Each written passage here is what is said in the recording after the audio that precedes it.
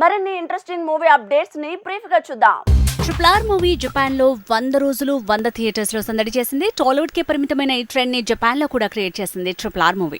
Kollywood star Ajith తో Vignesh Sivan movie అంటూ మొన్నటి వరకు ప్రచారం చేశారు. ఇప్పుడు ఆ ప్రాజెక్టు నుంచి దర్శకుడు బయటికి వెళ్లాడని గుసగుసలు పెరిగాయి. అయితే ఇది నిజమో కాదో మాత్రం ఇంకా తేలలేదు. ఫిల్మ్ టీమ్ సపోర్ట్ చేయటమో ఖండించటమో చేయలేదు. శ్రీదేవి కూతురు తమిళ మూవీలో నటిస్తోందంటూ ప్రచారం జరిగింది. అయితే అవన్నీ ఒట్టి పుకార్లని తేల్చాడు తన తండ్రి నిర్మాత బోని కపూర్. ఇక సౌత్ సినిమా ఏది కన్ఫర్మ్ అయినా తానే అనౌన్స్ చేస్తానన్నాడు. దళపతి విజయ్ తో లోకేష్ కనకరాజ్ తీస్తున్న మూవీ లియో టైటిల్ ని అనౌన్స్ చేసి ఫిల్మ్ టీమ్ ఫ్యాన్స్ లో ఊపు పెంచింది. కశ్మీర్ లో షూటింగ్ షురూ అయింది. ఎన్టీఆర్ తో కొరటాల శివ ప్లాన్ చేస్తున్న మూవీ ఈ నెలలోనే షురూ కాబోతుంది. కానీ రెగ్యులర్ షూటింగ్ మాత్రం మార్చి 3వ వారం నుంచి మొదలవుతుందట. అప్పటిలోగా 3 సెట్లు రెడీ అవుతాయని తెలుస్తోంది.